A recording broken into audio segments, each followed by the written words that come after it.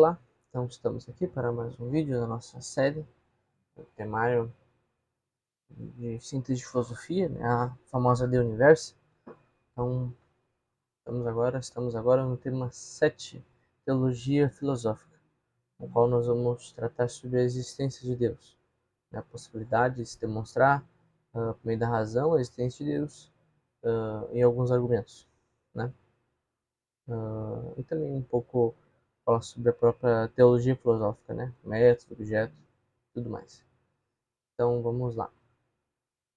Natureza e método da teologia filosófica. Objeto, subjectum da teologia filosófica. Então, a teologia filosófica é uma ciência que estuda Deus, né, como objeto material, enquanto causa última do ente enquanto ente, ou seja, objeto formal, quod, né, são três objetos. A luz, a luz da razão humana natural, objeto formal quo, ou seja, o que, se eu não me engano, o que e o quo como, né? Isto. Então, método da teologia filosófica. Então, o método, né, da teologia filosófica vai ser justamente a resolutio secundum rem, né, a mais, o que eu posso dizer, sólida, né? Que parte das causas, né, externas para chegar a uma causa última, né, de toda a realidade, né? Com a aplicação da triplex via, né, do pseudo Dionísio Areopagita, né? São três vias, né? Então a primeira via é a da causalidade, né, em que se parte das coisas criadas, ou seja, os efeitos, até chegar à causa última, Deus, né? Pois a razão humana ela não admite um caminho infinito das causas. Então a segunda via é a da negação, né, ou da remoção, né, que admitindo a causa última, né, de todas as coisas, observam-se que observando-se as coisas criadas e a partir delas a gente vai negar o que é contrário a essa causa última, que a gente já viu na via anterior, né, na via da causalidade, já chegou nessa causa última, daí depois a gente vai negar o que não cabe a essa causa última, daí é mais na parte dos atributos.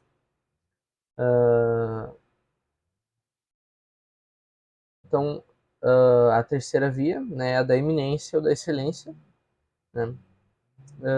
Que a gente toma-se, né, os entes criados, né, e os seus atributos, e se observa, né, observa as suas qualidades, né, desses entes criados, elas não subsistem em si mesmas, ou seja, esses entes criados, as qualidades deles não são causa, eles não são causa dessas qualidades, né? Então, mas eles não subsistem por si mesmos e a sua excelência não está neles, né? Está em outro. E isso aqui de maneira excelente, né? Que é em Deus. Então, uh,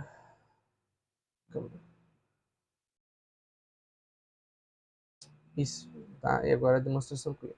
Então, dentro das demonstrações, né, temos dois tipos, né? A propter quid, né, que parte da ideia, do conceito de Deus, para chegar à sua existência na realidade, né? Mas né, o maior expoente dessa demonstração, desse tipo de demonstração, o propter quid, é Santo Anselmo, né, no seu Unum Argumentum, né?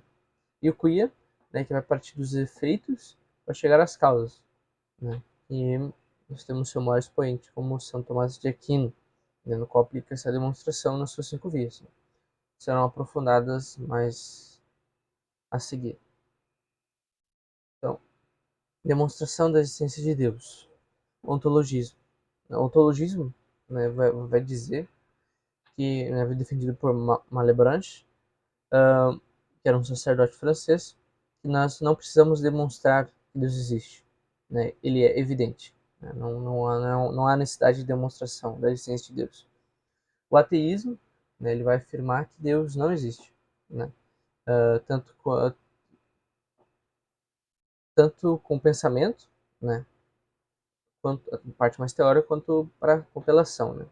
seja, vivendo como Deus não, se Deus não existisse. Então, a partir daí surgem dois tipos.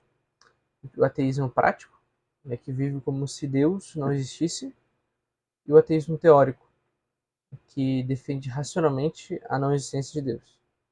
Então, um dos argumentos mais usados, né, para defender a ideia da não existência de Deus é a questão do mal. Né? Porém, isso pode ser refutado assim. Né? Segundo o mal, perdão, sendo mal a existência de um bem devido, logo algo é devido a alguém, certo? Então, se algo é devido a alguém, então há um sentido, né? A natureza das coisas, há uma natureza, né? O princípio do qual, o princípio de ação das coisas e as coisas que são próprias de cada coisa. Então, se há um sentido, né, dessas coisas, alguém que colocou ali esse sentido, né? E esse alguém é Deus. Então, Deus existe. É só breve, uma breve refutação, breve argumentação, que nós veremos um pouco mais depois também, na questão do mal, mas que nós vamos entrar mais nisso no tema 8, né? Fala dos atributos de Deus. Então, os agnósticos, os desafios agnósticos de Hume e Kant. Então, ambos enfatizaram, né, as limitações da razão humana. Né? Para Hume, ele é um empirista, ele defende o esse est percepi. Então, é o que o ser é o que é percebido. Né? Então, ficando Deus fora, né, do ser, ou pelo menos fora do conhecido, né, pois não é percebido diretamente pelos sentidos. Para Kant, não temos acesso ao número, né, mas sim ao fenômeno, né, que se manifesta a nós. Né? Então, estando Deus fora do sensível, fora do espaço e do tempo, a gente não pode ter acesso a ele, né? Não podemos conhecê-lo. Ele faz parte do número. Né? Então, Deus é, para o filósofo alemão, apenas um prêmio para os justos. É, né? Isso que ele vai defender na sua parte mais ética. Então, as teses de Tomás de Aquino.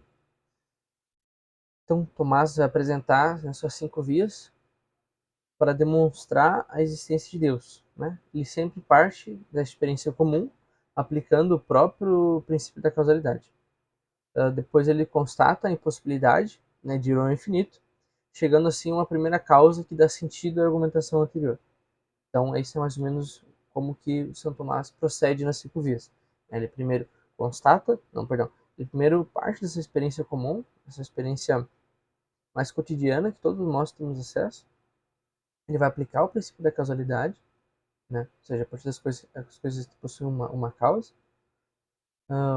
Depois ele constata essa impossibilidade de ir ao infinito, né? Que também, de certa forma, é próprio do princípio da causalidade. E a gente vai chegar, quer dizer, implica, né, o princípio da causalidade. Na verdade, o princípio da causalidade implica a possibilidade de ir ao infinito. Então, chegando assim, na uma primeira causa que dá sentido, né, a essa argumentação anterior que ele desenvolveu ao decorrer da via, né? Então, vamos para as 5 vias. Então, a primeira via, ex parte motus.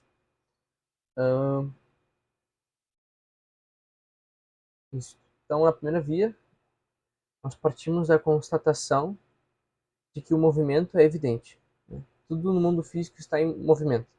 Né? E a percepção dele é evidente. Claro, né, que São Tomás não está falando somente do movimento físico, né, local, né, mas também e principalmente do metafísico, ou seja, a passagem da potência ao ato. Sendo assim, tudo que se move é movido por algo. Né? Então, nessa cadeia de causas, não se pode retroceder ao infinito. Né? Porque se a gente não tem, a gente sempre precisa ter como é que eu posso dizer, um primeiro nessa série, né? Se eu não tenho um primeiro, eu não tenho o segundo, consequentemente eu não tenho os outros. Então, é impossível retroceder ao infinito. Então é necessário que se postule, né, um motor imóvel que faça o movimento primeiro, né? Ou seja, esse movimento que não é movido por outro, né? Precisa ter esse motor que não é movido, porque senão tu vai voltar e voltando, só que não pode infinito, né? Como eu já expliquei. Então, essa é a via mais evidente, né? Esse primeiro motor, que todos chamam Deus, né? Vai dizer, ele sempre vai terminar assim, né? As vias, né? Então, segunda via, ex ratione causae efficientes. Então, da causa eficiente. Então, partimos do fato de que tudo o que é causado por algo, perdão, tudo que é, foi causado por algo. Ou seja, eu não sou a causa de mim mesmo, né? Então, foi causado por algo. Porém, nada pode ser causa de si mesmo, né? Pois deveria existir antes de existir para poder se causar. É até complicado de pensar, né? Isso seria impossível. Não posso existir antes de eu existir. Eu não sou causa de mim mesmo, né? Nada é causa de si mesmo. E não se pode ir ao infinito, né? Pois removendo a primeira causa, né, como eu expliquei antes, se suprime as posteriores. Ou seja, não, porque se tem o que originou esses dois, como é que se eu elimino ele, esse primeiro, como é que eu vou ter os outros? Não é possível, né? Tem que ter um primeiro. Então, a necessidade dessa primeira causa, né? Assim se chega a uma causa incausada, né? Que causou toda a realidade existente, a qual todos chamam Deus. Terceira via. Tertia via. Ex possibile et necessario. Então, agora a própria leitura, própria via, né, de São Tomás, né, parte 1, questão 2, artigo 3, né, que ele vai expor todas essas vias, né, sobre a demonstração sobre a existência de Deus. Então, encontramos, né, entre as coisas as que podem ser ou não ser, uma vez que algumas se encontram e nascem, que nascem e perecem. Consequentemente, podem ser e não ser. Mas é impossível ser para sempre o que é de tal natureza, pois o que pode não ser, não é em algum momento. Se tudo pode não ser, houve um momento que nada havia. Ora, se isso é verdadeiro, ainda agora nada existiria, né? Se tudo fosse possível, mas se tudo uh, tem essa possibilidade de existir, então em algum momento não foi, né? Não, não existiu, não é uma coisa necessária, foi causado.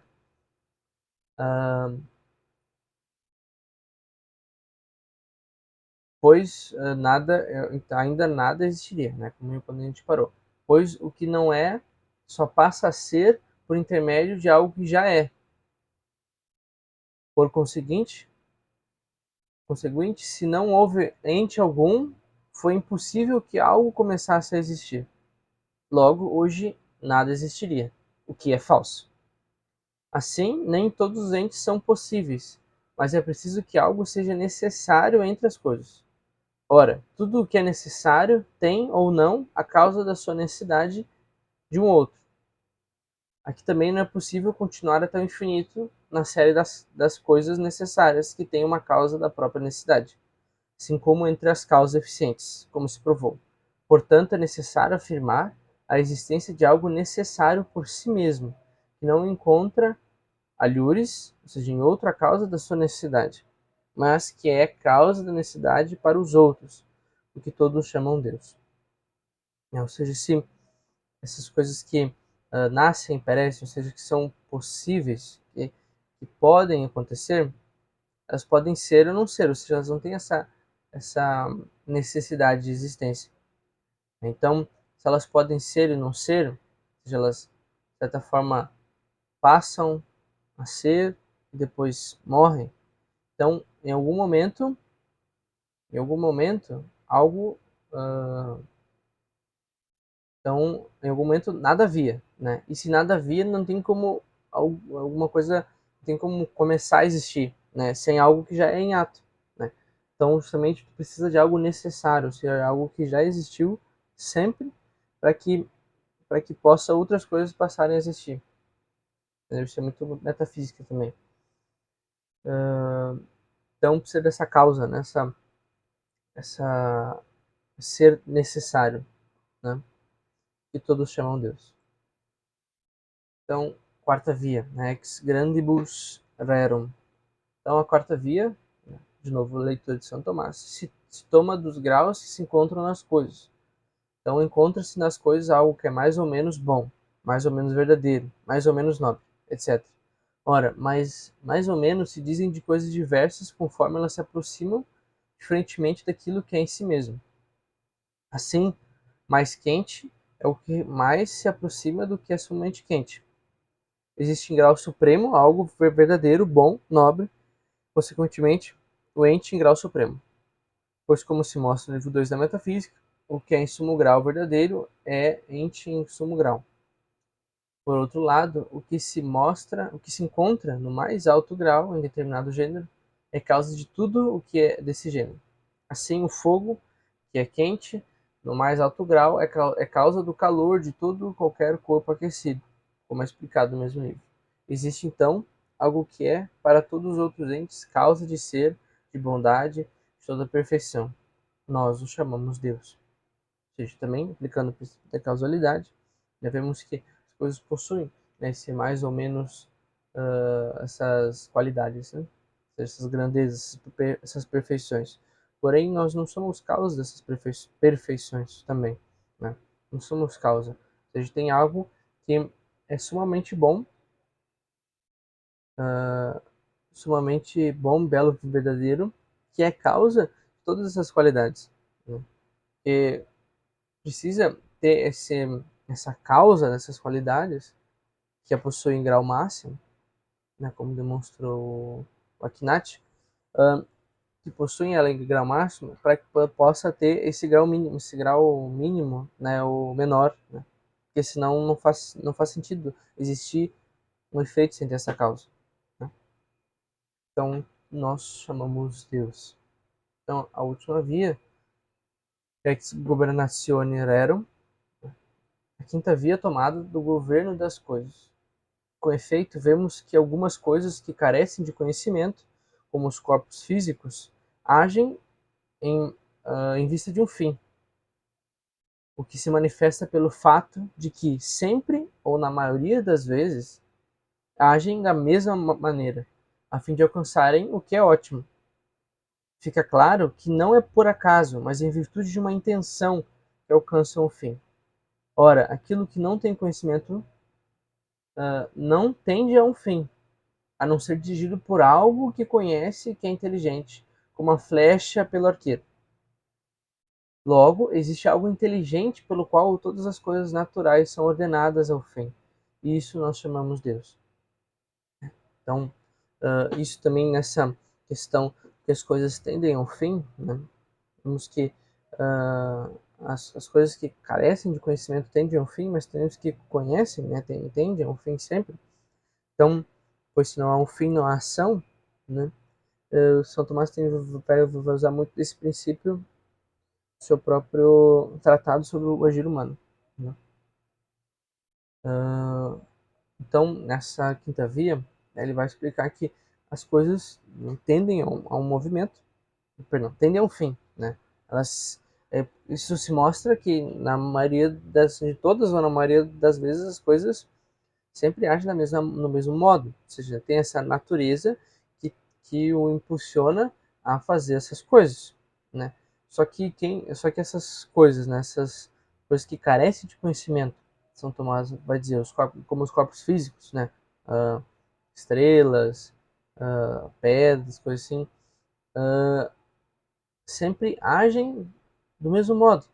Ou seja, tem como que uma natureza de agir dentro deles e como tudo, como para atender ao fim precisa de conhecimento, então algo como que conhece esse fim direciona essas coisas que não têm esse conhecimento para esse fim, né? Ou seja, pela sua natureza, própria natureza, como a flecha pelo arqueiro, né? A flecha não tem o conhecimento da onde ela vai parar, onde ela vai se acertar, ela não tem o conhecimento para atingir o fim, mas através do arqueiro ela atinge o seu fim. Então, a necessidade de se postular a existência de algo inteligente que governa essas coisas naturais, que elas a gente se constata que elas atingem o fim, mas elas por si próprias não têm esse conhecimento para fazer isso, né? Então precisa que algo, né, Deus tenha colocado, né, ordenado elas para esse fim. Nós chamamos Deus, né? Esse ser supremo. Então agora, já concluindo, né, as vias de São Tomás, passando para o argumento ontológico de Santo Anselmo. Faz parte da demonstração própria quid que a gente viu no início. Então,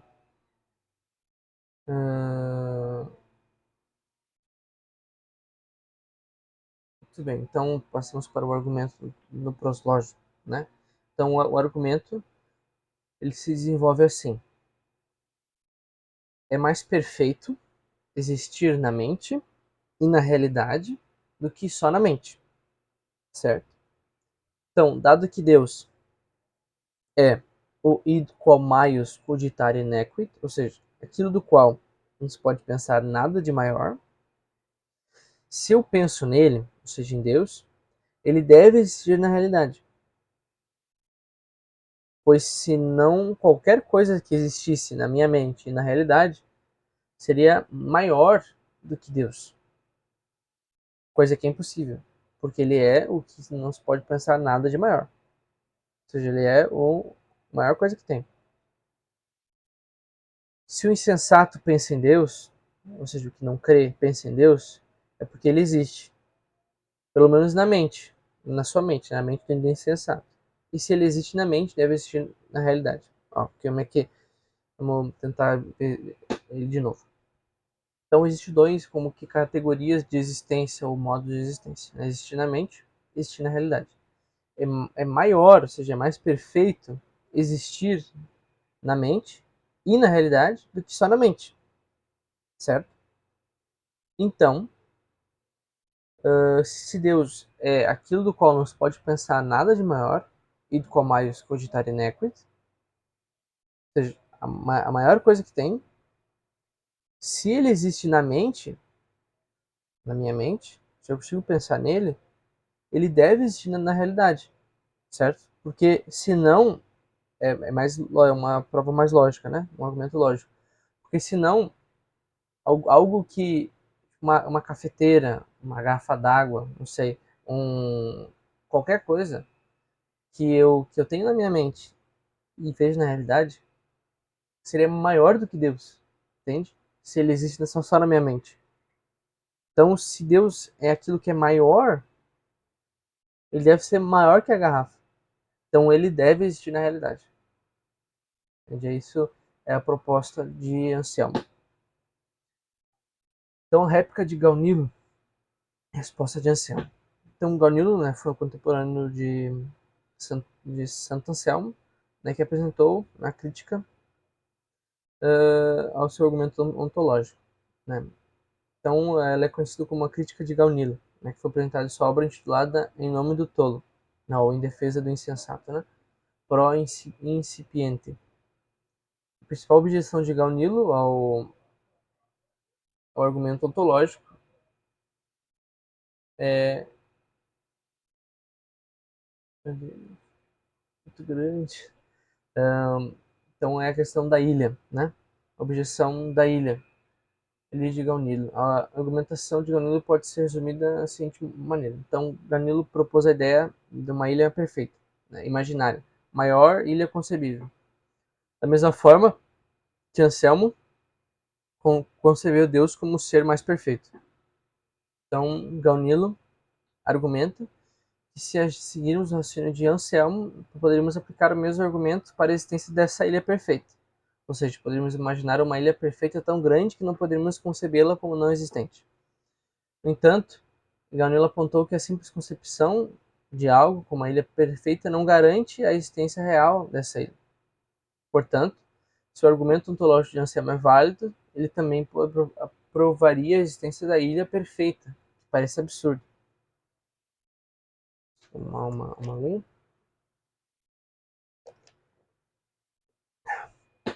Então, a resposta de Anselmo à objeção de Gaunilo foi grande parte direcionada à natureza de Deus, né, como um ser necessário e perfeito, em contraste com uma ilha perfeita, que é contingente e limitado. Então, Anselmo argumentou que a comparação entre Deus e qualquer coisa finita, como ele é perfeita, é inadequada, né? Ele sustentou que Deus era único em sua natureza e que a existência de Deus estava intrinsecamente ligada à sua natureza de ser mais perfeito possível. Então, Anselmo também afirmou que a objeção de Gaunilo não se aplica ao seu argumento. A ideia de Deus como ser existente não pode ser concebida como não existente. É fundamentalmente diferente de qualquer outra coisa concebível, como uma ilha perfeita, né, como ele disse. Portanto, Anselmo considerava a objeção de Gaunilo não refutava, né, o seu argumento ontológico, ou no argumento. O argumento ontológico quem deu esse nome foi o Kant, né? Então, essa discussão, né, continuou, questão sobre o argumento do ontológico, várias críticas, várias interpretações, e a gente vai ver um pouco aqui com os franciscanos, né? Então, que fizeram a sua crítica, né?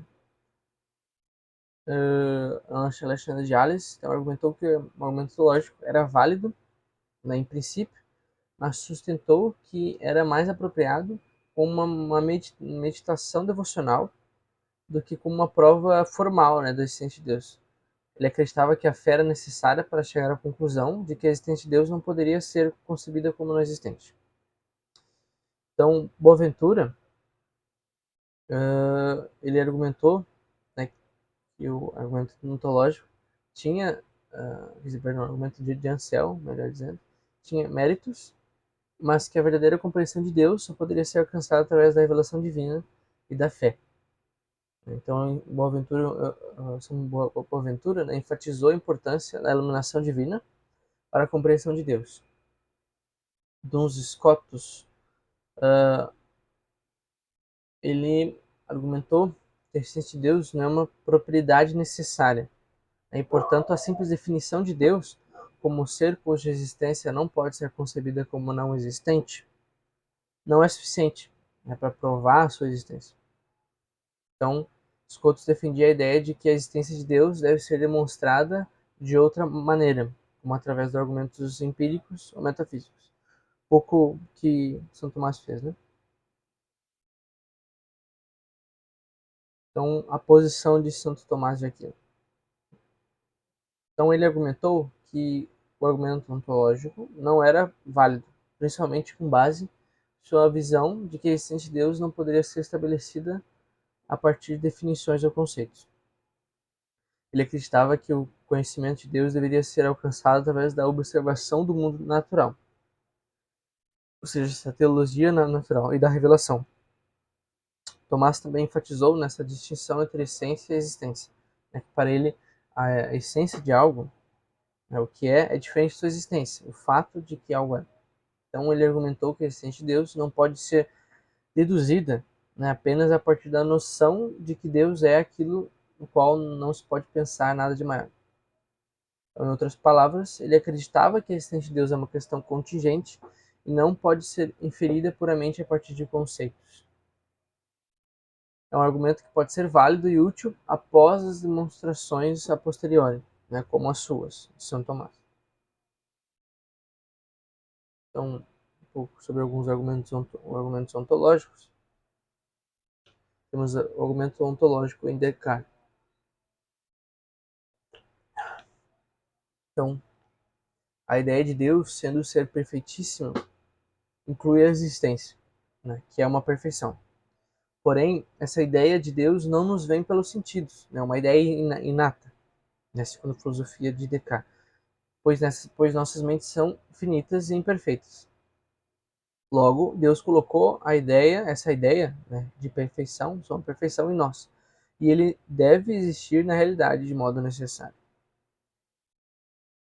Argumento ontológico de Leibniz. Então, um ser sumamente perfeito deve existir. A sua ideia não há contradições na ideia de Deus. Então, deve existir um único Deus, pois se existissem dois seres sumamente perfeitos, um seria o outro, ou seja, idênticos. Em outras palavras, a mesma coisa. Então, ele usa o seu princípio de identidade dos indiscerníveis, né, que é um princípio próprio de Leibniz. Então, ele mais vai defender essa questão que Deus é uno, né? É até interessante a argumentação dele. Crítica de Kant. A crítica kantiana tem base na sua própria teoria do conhecimento. Para Kant, a existência é atribuída pelo entendimento, ou seja, se o sujeito está transcendental. Não é uma característica do objeto conhecido, ou seja, é o sujeito que atribui a existência.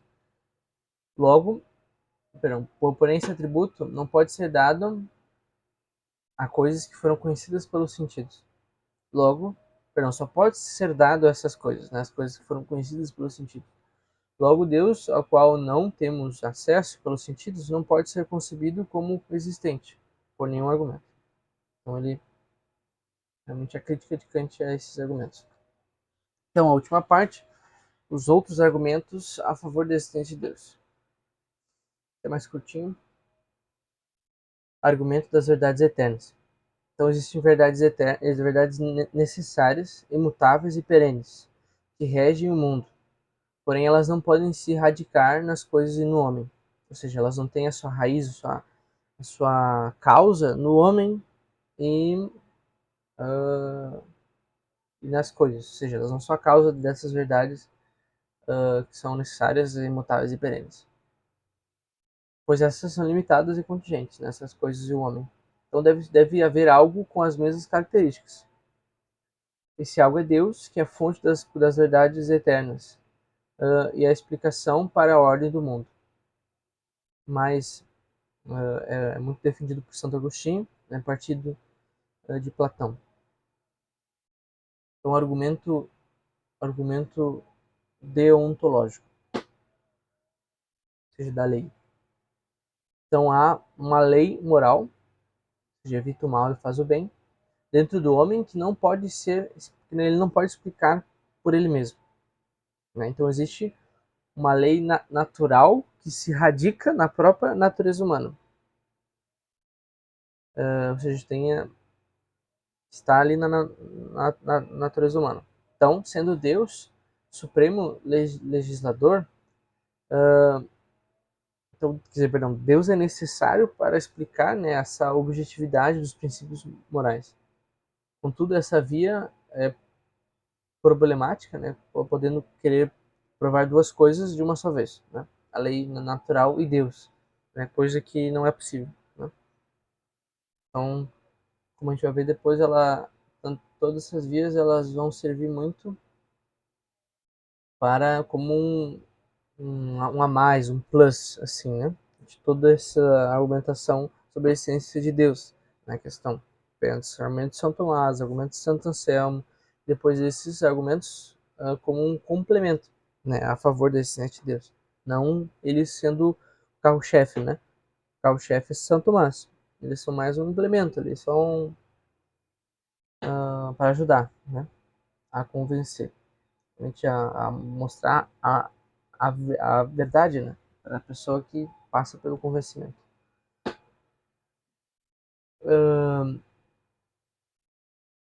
Próximo argumento, eudaimonístico.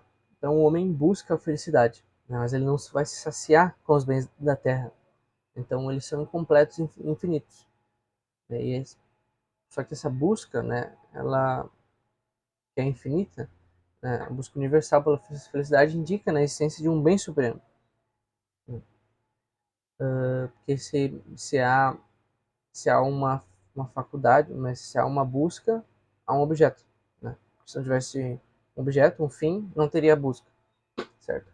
Então, se há essa busca infinita, a busca universal suprema há um bem supremo universal infinito. Então, Deus é a fonte e propósito da vida do homem, né? Pois pode garantir um bem infinito e eterno para esse homem. Né?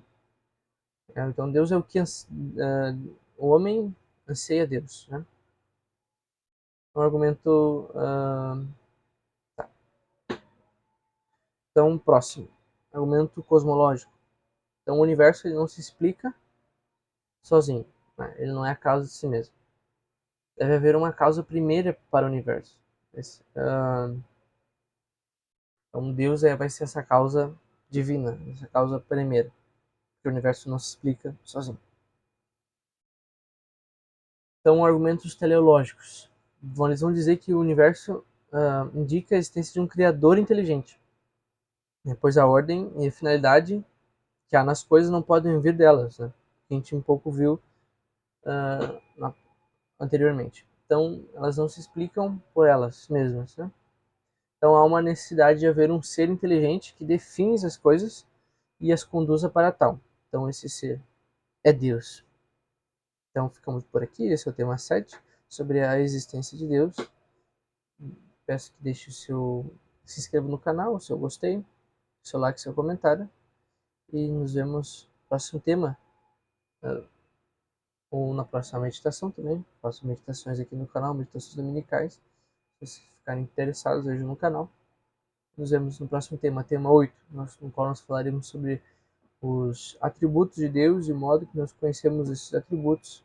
Podemos conhecer melhor a Deus, né? Então, até a próxima.